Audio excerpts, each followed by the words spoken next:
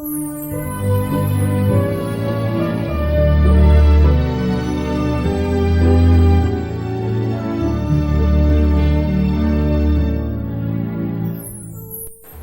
the city of Manila in the 17th and 18th centuries, during the Spanish time, some women were inspired to form a community life under the spiritual guidance of the religious orders who came to bring Christianity to the Philippine Islands in the end of the 16th century. The oldest among them was Francisca.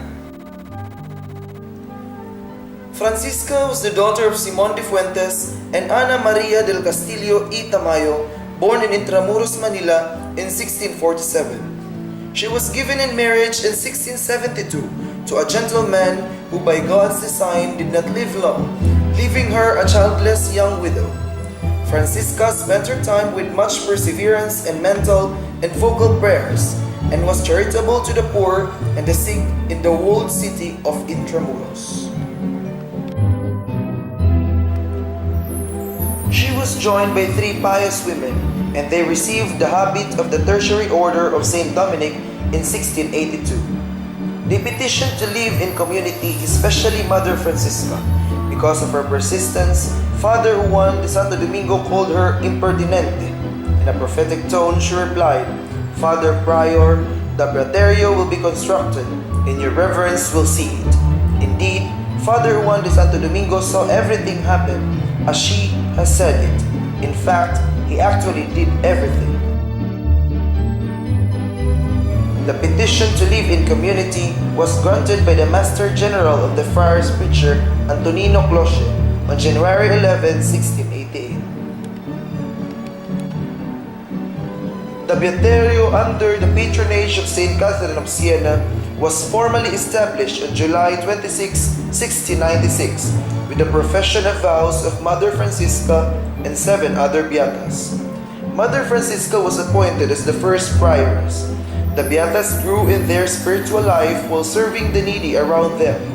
Thus, the Beaterio de Santa Catalina became the first religious community in the Philippines. But their joy would not last very long, for in 1703, the beatas were caught up in the middle of a dispute between high ecclesiastical authorities over canonical matters of jurisdiction. This resulted to their excommunication by the Archbishop and went on exile to Santa Potenciana for over 2 years. The beatas were free to go home to their families, but they opted to stay and remain with Mother Francisca, living in community.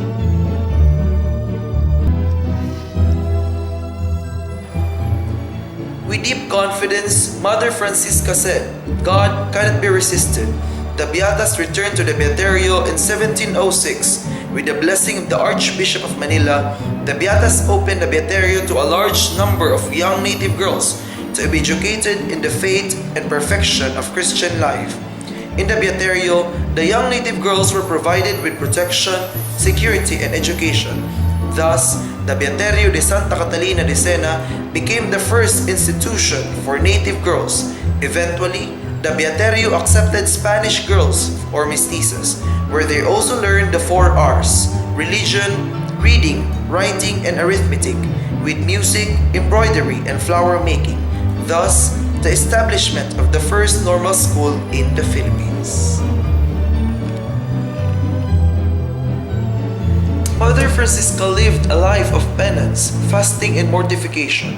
Her confessor wrote that when she could no longer rise from her bed, he would give her Holy Communion and she would receive our Lord with supreme joy. She died peacefully on the 24th of August in the year 1711. She was buried in the church of the Colegio de San Juan de Letran. Her tomb was over the steps of the main altar on the gospel side. She left a memory of exemplary strength and virtues, love of the Eucharist, and devotion to the Holy Rosary, compassionate charity of neighbor, strength in trials, penance, love of community, and observance of the rule. Her legacy of dedication and compassionate service to the poor, the sick, and the young lives on through the congregation's apostolate in education, healthcare, pastoral and social work in the Philippines and abroad. congregation that reveres her as mother and example felt inspired to deepen its knowledge of her life, virtues, and charism.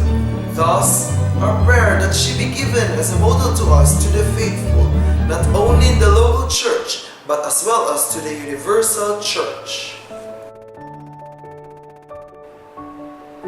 Therefore, we invite you all to spread devotion to Mother Francisca and invoke her intercession in your needs with the trust of obtaining a miraculous intervention.